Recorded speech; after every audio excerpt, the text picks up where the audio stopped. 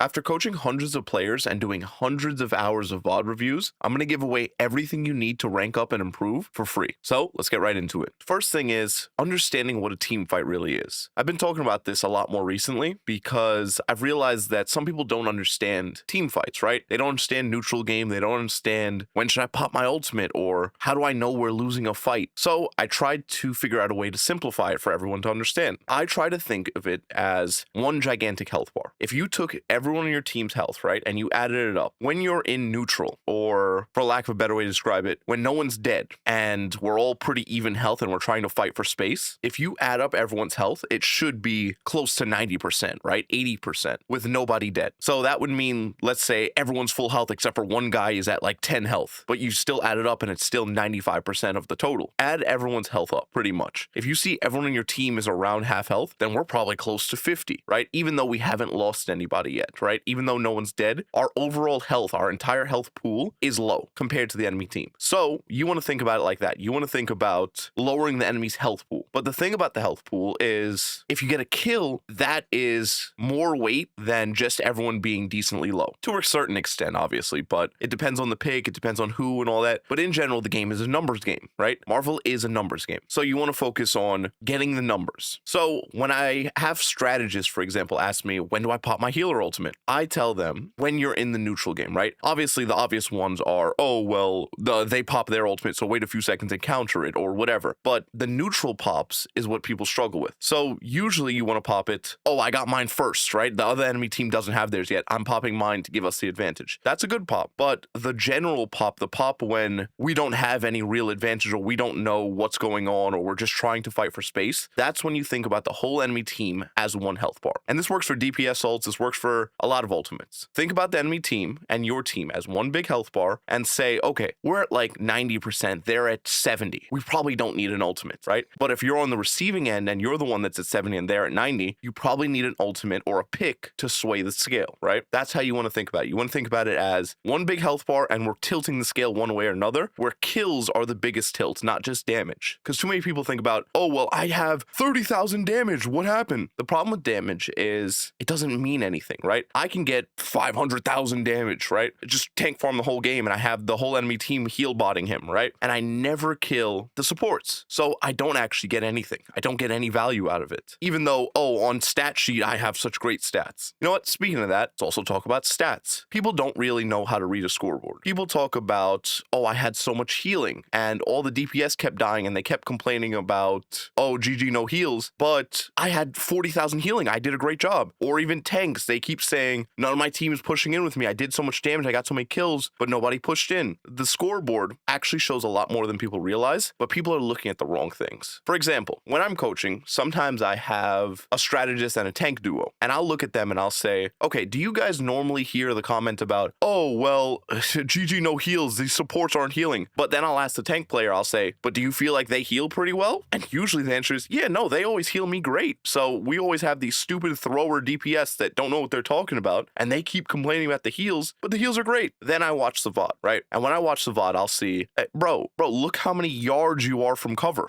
We're 16 business years away from the cover. What are we doing over here? But they have the strategist duo, so they're getting heal botted the whole game. And because of that, they're not allowed to stop healing the tank, because if they do, the tank will die. And as a strategist player, you guys will know how many times if you stop healing the tank, you turn around, he's dead, you know, and then the fight's over because then they start running into us. It's common, and it's not a strategist's fault. It's the fault of the tank. The tank has bad positioning, causing everyone else to suffer purely because they're taking so much damage. If I stop healing them, they die. If I heal anyone else, they die. If I heal the tank the whole time, everyone else dies. So it's a never-ending cycle of we're cooked, you know, it's over. And a lot of people don't realize how just their gameplay impacts everybody. Because if you see a game where the tank and the strategist have basically 0 deaths, but the DPS, both of them or 3 of them or whatever, have 10, 15, it gets to a certain point where you can't say, oh, well, those DPS are stupid. They're not positioning well. Which, speaking of that, please, DPS and tanks, be aware of what you look like. Be aware of what you look like to your support. Remember where the walls are. Remember when you walk around a corner, they can't heal you, right? And you should be using your shield, you should be using your kit to allow for you to take as little damage as possible so you can get healed and they don't have to heal bot you. And DPS players, play like you don't have a team, please. Please play like you don't have a team. Most of you should be playing like you basically don't have a team, because there are so many health packs and there's so many off angles that you guys should be taking most of the time, that if you aren't getting health packs, or you're 6 inches from a health pack and you're just standing like, heal me, you're trolling. Now, don't get me wrong. I've had a few comments where people are like, oh, well, no one ever gets a health pack, or why are you just standing there? Why are you standing there? Just go get a health pack. Don't go for a health pack, obviously, if you're going to go run out and then you're going to die instantly. You know, I had a video where I talked about I had to stand still in a corner and wait for someone to heal me. I'm like barking for healing. Please, I have 2 health. And I couldn't get to a health pack because I'm behind cover and they're holding me. And I got comments saying, what are you, stupid? Why didn't you just go for a health pack? What do you mean? Why didn't? But oh yeah, let me just hold on, sir. Don't shoot me, please. Let me wait a minute. Let me go get a health pack. Of course. Why didn't I think of that? You know, there's times for it. Now, speaking of that, how do you minimize it, or how do you minimize how much you need healing, or how do you master positioning? I actually made a rule for this. I call it the RLGL rule, or the red light green light rule. If you guys have ever played red light green light, I hope you have. I got trolled because people were making fun of me. I explained it in a video what red light green light was. Everyone comments is like, bro did not just explain red light green light. Listen, okay, I've gotten a lot of comments about a lot of different things, and sometimes people don't know stuff, so I just like to cover my bases. All right, but this time I won't. Fine, okay. In red light green light, you know how when they turn around you have to stop moving. Your job instead of that is, imagine when they turn around you have to be in cover. So what you should be thinking about is never being more than like 3 steps away from cover. You should be able to add an instant notice. It's even like musical chairs, right? In musical chairs, the second the music stops, you have to sit down. Can you sit down? And instead of sitting down, it's, can you get in cover? Can you get in cover if right this second I told you get to cover? Most people, when they look at their gameplay, they can't. They're business years away from the cover. They're sitting there wide swinging everything. They don't even know what wide swing is. They're just sitting there walking at people, running at them, praying that they don't kill them. Always be about 2 steps from cover. Never really more. There are times where you should be farther from cover, but there's so much nuance to it that it's simpler just to think about, ooga booga, me no never go from cover. Me just stay near cover forever. It's simpler that way. Don't get me wrong. I mean, if 3 people on the enemy team are dead and we're all up and we're pushing, don't just say, guys, you're on your own. I can't go away from cover. Shoddy told me to. I'm sorry. You know, people are gonna find this video and hate on me. Oh, shucks. Now, speaking of all that, if you guys are watching this in October, I'm actually giving away some stuff for completely free. All the information in this video was actually originally written in one of my guides, and I got a lot of the ideas for this video when I was doing my free weekly VOD reviews that I was giving to people that joined my lock-in tier. And if you want to join, you can get free weekly VOD reviews, you can get access to all of my guides, and you get unlimited Q&A. And I'm giving away a free month trial only for October. So if you want to join, make sure you join soon and use the code 1year at checkout. And if you're watching this after October, please buy it. Rent is high. Anyways, back to the video. Now, since we were talking about positioning, I also want to talk about how positioning ties into this game isn't a team game. Everyone talks about, oh, this is a team game. You have to play with your team. Stop listening to this guy about carrying or this or that. Now, let's full stop there. Don't get me wrong. The average player will not be able to carry most games. The average player is not good enough to do it. The average player doesn't just, like, they just don't understand most games or the game in general enough to get to that level where they can just, oh, you know what? Bronze, silver, gold, whatever, plat, I'm going to carry all these lobbies. I understand that, right? Don't get me wrong about that. But a lot of my channel is accountability based. And this game isn't really a team game if you break it down at low ranks, at normal ranks. Most of you are not GM. Most of you are not Celestial, right? The people who are don't usually need these videos. Some of them still learn something, right? But they're not watching this video like every 5 seconds. Oh, wow, that's a good idea. Oh, wow, okay, cool. I didn't think about that. Most of that they've already thought of, right? They've already been here. They already were 7 steps ahead. The thing is, most normal players aren't at that level. And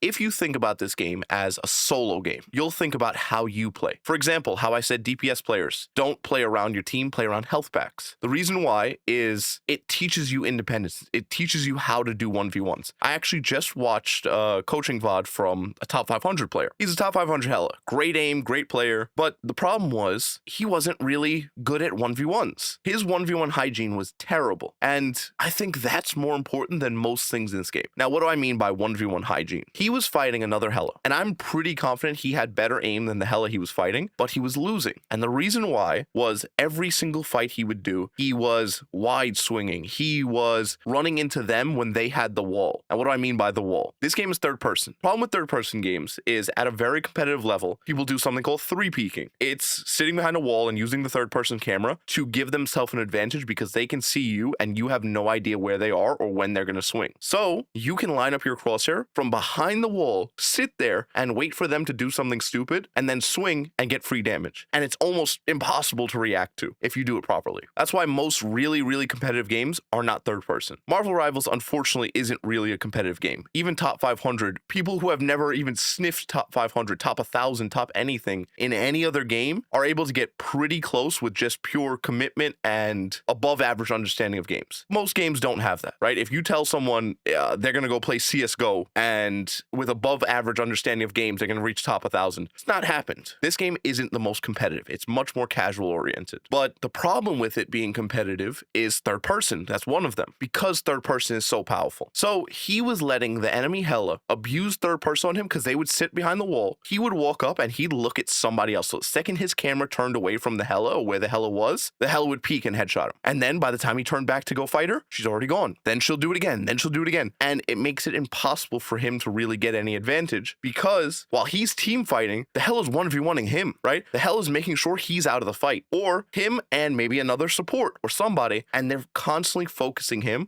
almost 1v1ing him, forgetting about the rest of the team, forcing him out of the fight, allowing for his team to basically 6v5 because he constantly keeps a player or two in complete check. And that's the thing about this game. People don't even know how to 1v1, right? If you go watch someone 1v1 a play person, right? So let's go in a corridor or something, or let's go in a different room and the whole team is hidden and two DPS 1v1 or two supports 1v1 or two tanks 1v1. One of them will probably sit there and never use cover, never steal the health pack during the 1v1 so that they can't get it, never do anything. They just sit there and aim duel. And that's wrong. You need to learn how to play with yourself. What? Wait, hold on. That's not what I meant. Don't play with yourself. Play by yourself, okay? Pause. Anyways, you need to learn how to solo. You need to learn how to have your own fights. Because let's imagine it like this. Is it so crazy to think someone who learned how to play completely 1v1s and learns how to master cutting up a fight? So instead of swinging 6 people at once, they swing 1 person at once because they hug the wall enough or they peek just enough to only see 1 player instead of the enemy team. Because most of you hear it's a team game and then you swing 6 people, right? It's a team game. It doesn't mean you have to get hit by everybody on the team, right? You can still swing kind of out so you can only see 2 people instead of 6, allowing for yourself to take a lot less damage and do more direct damage. And then let's say, oh, well, that doesn't work at Celestial. Now, let's imagine this for a second. Someone can get from Bronze to Celestial, purely playing without team-ups, without combos, without anything. Does it sound far-fetched that they won't be able to figure out how to play with a team after learning how to play solo all this time? Of course they can figure out how to play with a team. Playing with a team is the easy part. Learning the 1v1 hygiene, learning how to aim, learning how to take proper engagements, learning all that, learning where the health packs are. All of that is substantially harder than, okay, Groot, ult. All right, I'm popping my Moon Knight ult on it. Let's go, team wipe, yeah! That's like child's play. A duck could do that. But people are playing 4D chess, and most people in their rank are just playing checkers, right? When I actually got D-ranked down to Bronze. Some of this gameplay you'll see is probably Plat right now because I've been playing again, trying to rank back up through all the ranks. I've lost 3 games in Plat. Like from Bronze to Plat, I've lost 3 games. All 3 of them were DareDevil because I didn't know how to play him at all. Okay, so I was trolling. My Hella win rate is 100%, right? And my Star-Lord is 95 because I think during that game I lost. I tried to play him for a little bit and I lost a little bit of percent from it. But I know how to 1v1 people. I know how to cut up 1v1s. I know how to not swing everyone at once. So even with bad healers in Bronze or bad team comps or whatever, I'm not taking enough damage where if I don't get healed at all, we lose, right? I'm cutting up the 1v1 so I can get fair fights for me, not I need my team to help me because I'm fighting everyone at once and I need my team to fight with me. No, in Bronze, you're not going to get teamwork. In silver, you're not going to get teamwork. In gold, you're not going to get teamwork. So stop playing chess, play checkers, right? Everyone's playing checkers. Just play checkers. Just sit there and play whatever's going on. So stop overcomplicating the game. The game is much simpler than you are torturing yourself to believe. You're making it harder than it needs to be because you're trying to play maybe what you saw in a tournament or maybe what you heard from whatever other YouTuber. I almost said names, but I was like, that's not nice because I'm gonna have the shoddy situation is crazy video posted. But don't overcomplicate it. Play for your rank. In bronze, no one's playing team ups. No one's playing anything special. Silver, gold, all that, no one's doing anything special. Around plat and diamond, fine. You could start worrying about your team a little more. But even then, I don't do anything special. I just shoot people. And I don't swing too far from cover so not many people can see me. And then I play for my ultimate. That's all it really is. Until around plat. And even plat, I think, is low. I think diamond is more like that. So don't overcomplicate the game. Now, the next hot take is learning heroes and why you should learn them in ranked. Don't shoot me. Wait, hold on, okay? When I say learn heroes in ranked, I get so many comments about, what does this idiot talk about? No, I don't want any more of these morons who don't know how to play their character playing in ranked. I don't mean, oh wow, what does this ability do? Obviously not, right? You should know what your character does. You should know basics of your character. You should know how, like, to play them and play style of them. The problem is, if you know how to play a character, right, and you go into quick play, you're not going to get an accurate representation of what it'll be like in ranked. Quick play has no real team synergy. Quick play is easy for most people. Obviously, some people are going to comment, oh, well, actually, the quick play games I play are some of the hardest. They're like top 500 level quick plays. All right, bro, calm down.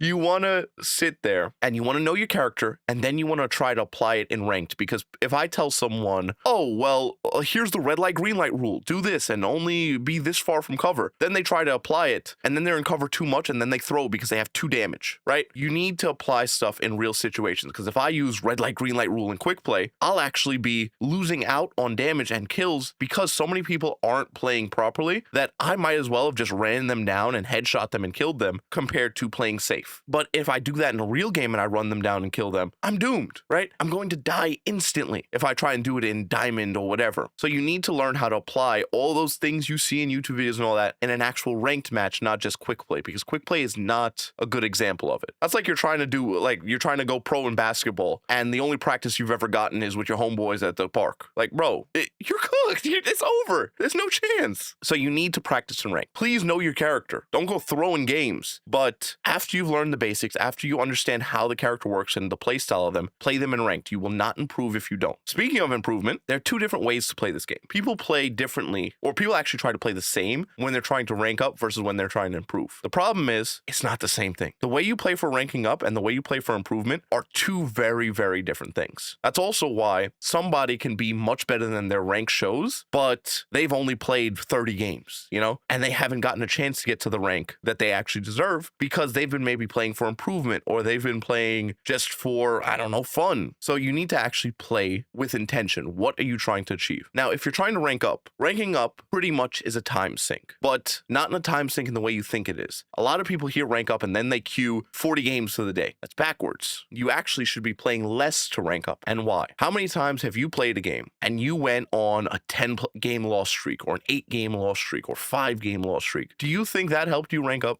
Seriously, was that beneficial for our rank? Usually not, right? But if you played 4 games and all of them were wins, and then you played the 5th and you lost and you got off, that's a net positive. You ranked up. You should be playing less for rank, because people will say, oh, if I play that little, I'll never improve. I'll never get any experience. Correct. That's if you're playing for rank. If you're playing for improvement, you should be death queuing. You should be playing as much as possible. You should try to get as much experience as possible. And you should try to see everything wrong with your gameplay. So you want to go in a match, you want to play, and after every death, you sit there and use the 10 seconds for respawn time to say, okay, why did I die there? How could I have done that a little differently? Yeah, I did swing this pretty far. Okay, maybe I'll swing this a little lighter next time. Or, oh, I wasn't following red light, green light rule. Ah, that's why I died. Or there was a health pack to the right of me. I should have grabbed it instead of re-engaging. I was trying to do damage too much, and stuff like that you have to think about during those 10 seconds of death, because what else do you have to think about? Oh, wow, I really suck. I can't believe I lost that. You know, what else are we going to think about? So use the time to say, what did I do? And if you really want to be super nerd about it, which, listen, we all been there, take a notebook, take a piece of paper.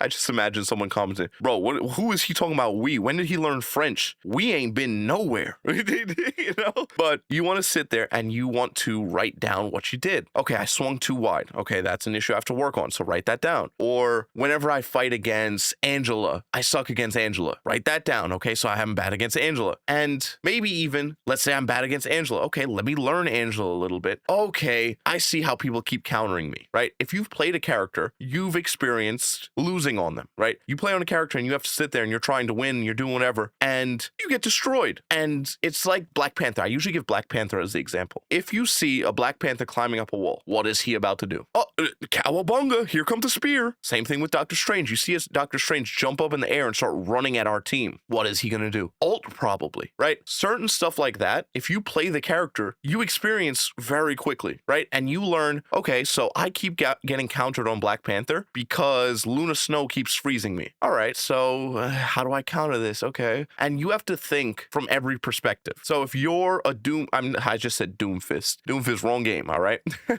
If you're Punisher and you keep losing to Black Panther, but then when you play back Black Panther and you keep getting destroyed by Punisher, observe what that Punisher did to you. Okay, this Punisher, every time I would die from a Black Panther, he would instantly whip out a shotgun and then use his smoke grenade to jump himself up so he would avoid my dash and make me have no dash reset. Okay, all right, let me try that. And then you do it, and then now you know how to counter Black Panther because you played him and were on the receiving end of losing. Now, the other best thing for improvement, which most people know but no one wants to do, is VOD reviewing. Now, if you skipped it earlier, I'm giving away free VOD reviews, weekly VOD reviews, only for October, and after that, you have to join, and it's paid monthly, with my lock-in tier. So, if you want to get it for free and you're still watching in October, use the code 1year at checkout, but VOD reviewing yourself. When you VOD review yourself or VOD review other people, most people can't VOD review themselves. Why? Because of four main reasons. First one is obviously bias. Everyone does no wrong in their own eyes. Obviously, you know, everybody does this. To ourselves, our own plays are better than they actually are. But bias is an obvious one. Everyone knows, oh, well, you shouldn't be biased. The other main ones are, first, you VOD review old games. The problem with VOD reviewing old games instead of VOD reviewing right after a match is, what were you planning? What were you thinking? You don't know. You need to know what your thought process was to justify it to yourself, right? So if I'm saying, oh, well, I'm pushing up, and when I was pushing, I was actually anticipating this person to ult. So that's why I was playing so scared. If I know that, I'll look at the VOD review a little differently. But if I have no clue, I'm just gonna sit there and watch my own VOD and be like, what am I doing? What kind of wimp am I? Am I stupid? And it's a difference in context, right? One time, I know that I'm trying to play safe. The other time, I'm sitting here and I have no clue what I'm doing. I'm just throwing. So then we'll write it off as, that was just a bad game. It was just a bad VOD. I know better than that. But the real thing was, I was playing overly cautious for an ultimate that wasn't even charged yet because I wasn't counting the enemy team's ultimates properly. I wasn't tracking properly. I wasn't staying aware of their cooldowns properly. And that was a different issue I had to work on. But I didn't even know the issue I had to work on because I forgot. Now, speaking of issues, two things. One, you don't know what you're looking for. A lot of people don't even know, oh, well,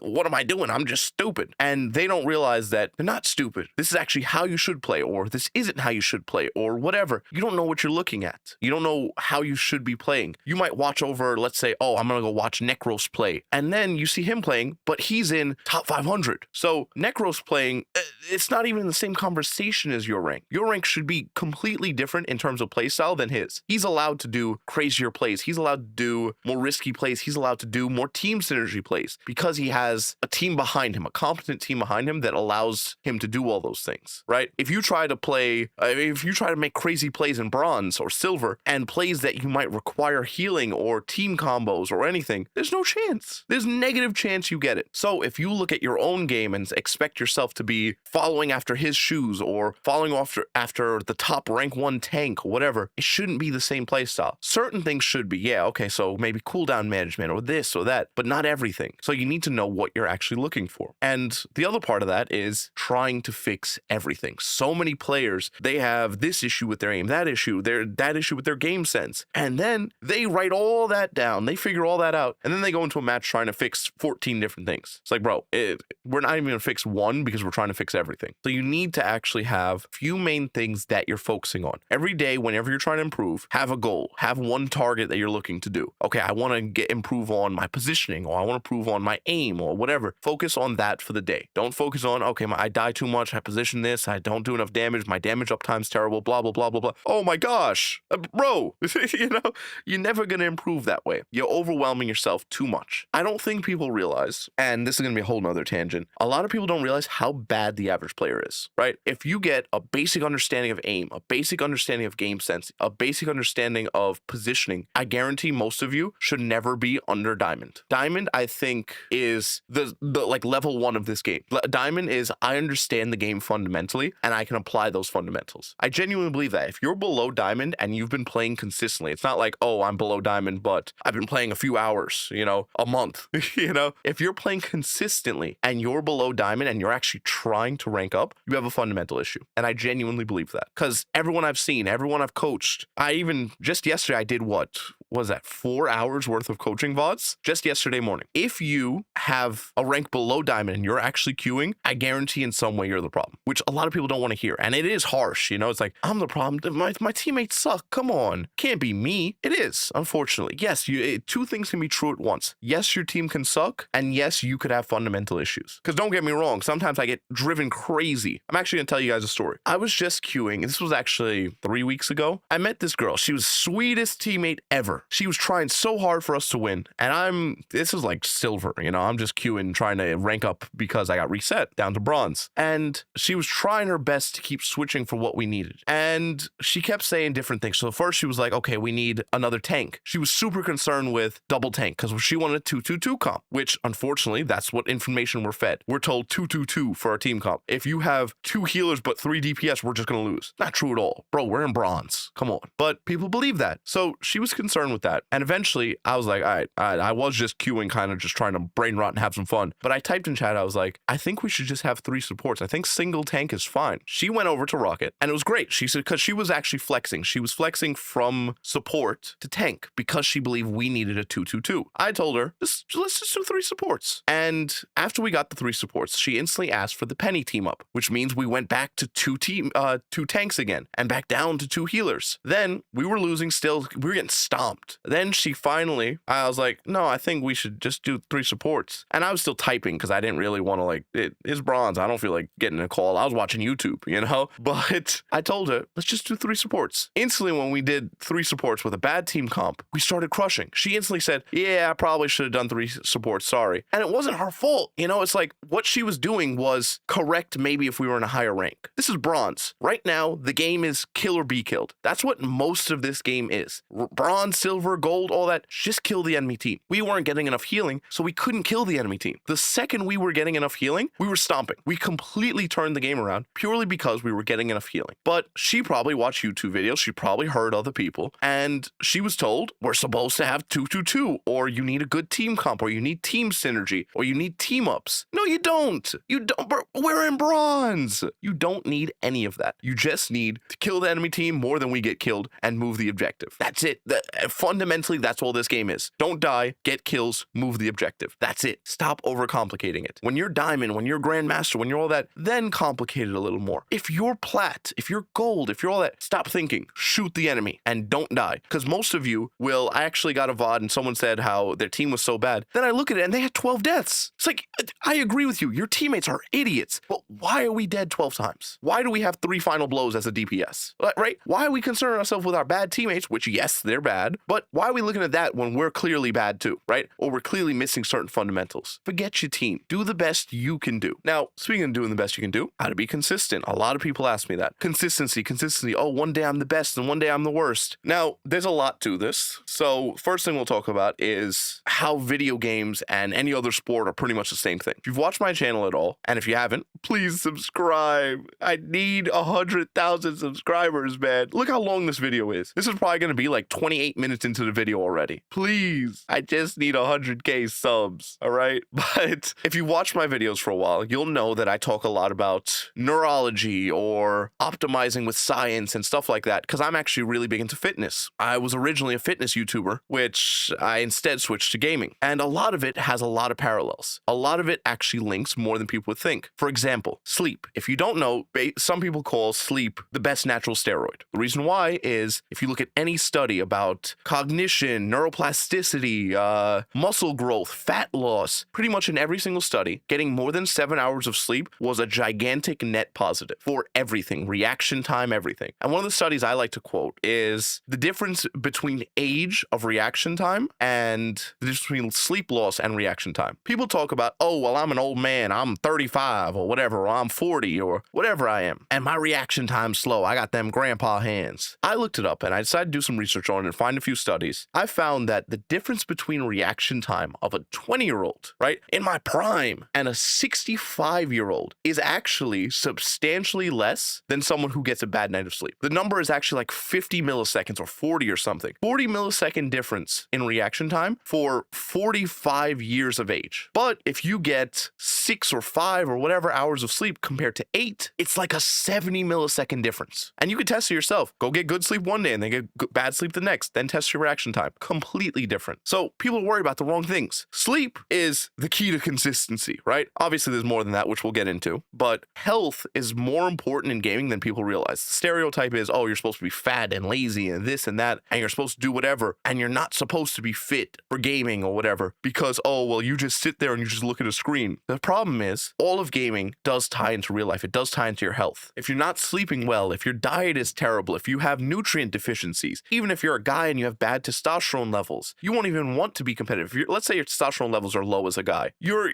drive to be competitive, your drive to rank up is going to be gone. You're going to be tired all the time. You're going to feel lazy. You're going to everything. Now someone's going to like, oh, well, Shotty said hop on TRT. Like, no, I'm not saying that. But take your health more seriously. If you want to improve for free, right? No real effort. Improve your whole life. Improve your gaming. Improve everything. Fix your diet. Lose weight. Get into a healthy body fat percentage. Fix your hormones. Different things like that. Get proper sleep. And just to one last time to push the strength of sleep. Did you know that not doing anything, just losing sleep, actually loses muscle and puts on fat? Getting I think it's 7 hours plus of sleep will put on muscle and lose fat without anything special. But even in a calorie deficit, meaning you're not eating too many calories where you won't gain weight, even in a calorie deficit, you will put on fat if you're not getting enough sleep. Multiple studies have shown this. Isn't that insane? Just losing sleep gets you fatter and makes you lose muscle. That's it. And if you guys have ever lived like stressful lives or you have stressful work or anything, you'll notice that your body almost looks softer the more stressed you are. And that's actually because of that. And you'll feel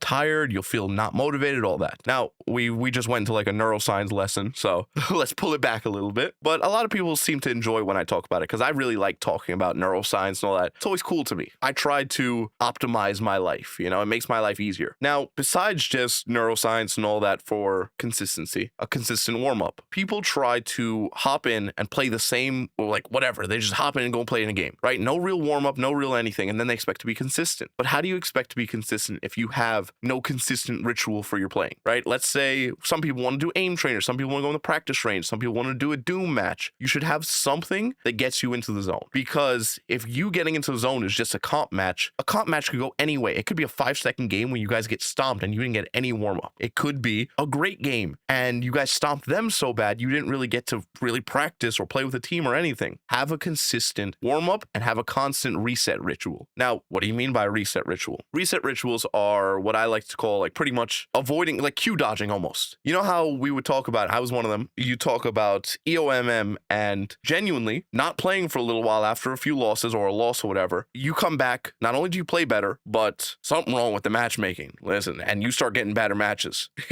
but it works. Besides just the theory of EOMM and all that, it works because you get that reset, you get that step away, and you get to refresh yourself. You get to play better because you took a step away, right? And you took a step to breathe. So like I talked about with ranking up, just because you lost a few doesn't mean you have to get off, right? You can get off after you lost a few and win in your net positive, right? You keep your net positive for your rank, and then you go take a break. You just go, I don't know, go play Sims or something. Go do something else. Then if you want want to, go back, because then you got to reset. You're not strained, you're not stressed. You're like, oh, I don't want to lose my rank. You're good. So then you can go back. Now also, controlling variables. A lot of people don't realize you sit down at your computer however the way you want to, and you just go and play, or you sit in front of the TV or whatever, however, and you don't put any effort into controlling the variables of the way you're playing or the way you're sitting or anything, which all of them have an impact. For example, if I hang my arm off the table and I play with my mouse, my aim's garbage. But if I sit up tall and I look at the screen properly and I keep it at eye level and I keep my posture good, I play much better. Just one simple change, right? Just fixing my posture and sitting up straight. I play better compared to if I just played however I wanted to and I just laid back and tried to play, I'd throw. So keep variables consistent. If you want to play consistently, you have to live consistently. You know what I mean? You have to be able to work on everything you can. You want to minimize the chances for error as much as possible. So desk setup, the chair height, your armchair height, the distance between your TV, the distance between your monitor, your mouse, your sensitivity, all that, having raw input on in your settings, all that is important. Now, since you already got me started about it, we're going to get a little more into a little more advanced stuff like neuroscience and whatever, you know, the dorky stuff. And the good thing about this stuff is most of it, I prefer stuff that's optimized for almost idiot proofing. You know, that's how I try to teach. I try to teach people in a way where even if you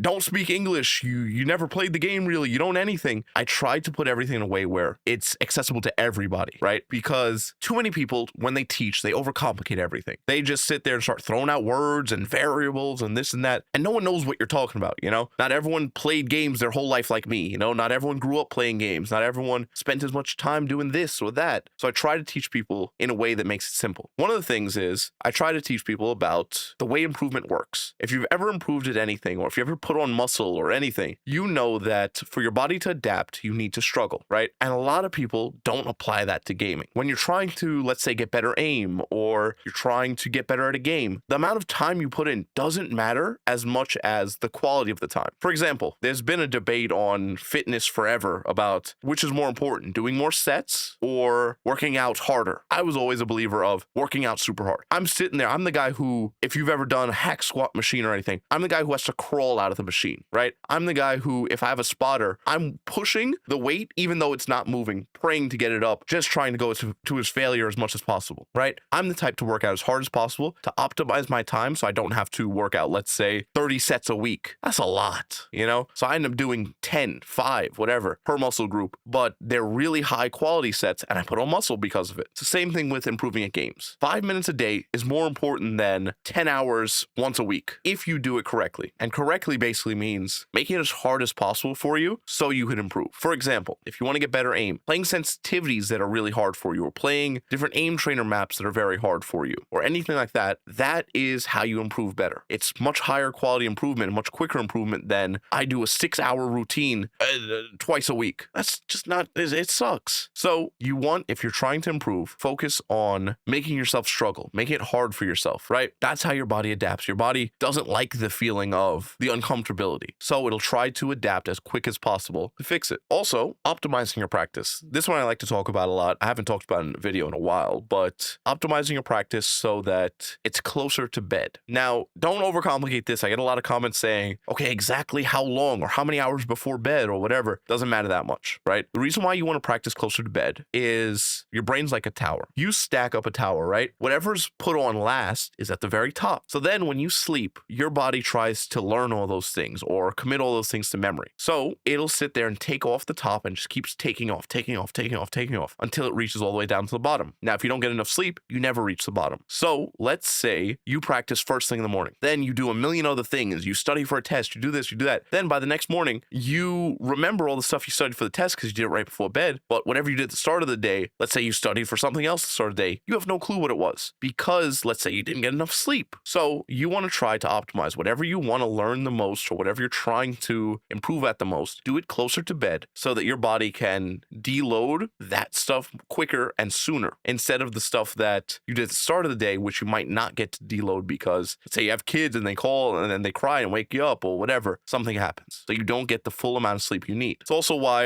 there are study methods where people will nap after a studying session. So they study and they nap because it helps them commit everything to memory better. It's pretty much, without getting too nerdy, the stages of sleep, and during certain stages, your brain commits certain things to memory. Long story short. And the other thing I like to talk about is the music study. There was a study, I don't remember the full details details of it. Maybe I got to watch my own videos again, but there's a study basically showing that they had two groups of people take a test. And when they were taking the test, one of them, while they were studying, they were listening to music. The other group, when they were studying, they weren't. So they found that the group that listened to music and listened to that same music during the test were able to recall the information from the test much better than the other group. Now, what does this have to do with gaming? What are you talking about, Shadi? I believe this is also true for gaming. If you practice, let's say I'm doing my aim training and I always listen to this exact song, and I've experienced this myself. I have anecdotal data with just me, you know? I have noticed that I play better with listening to certain songs. They're my try-hard songs, you know, my sweat playlist. I found that if you listen to certain songs or whatever songs you do listen to when you practice, listening to them when you play or whenever you're trying to play really well, it does help. It gets you into a flow state better, it gets you in the zone better, and you can play better. So if you just want to, oh, look, I get to improve for free, I just listen to music, I mean, it's not taking anything away, you know what I mean? Anyways, if you guys want to join my lock-in tier and get access to all my guides, weekly coaching, Q&A, and everything else I add in the future, you can get it right here. And if you're watching in October, use the code 1YEAR to get a free month. You only got a few days left, so make sure you join while you can. And you guys should check out this video right here. I love you guys. Have a good one. God bless you. And also, I can't believe you watched this long. Bro, I yapped. I was like yapping. Love you guys. Peace.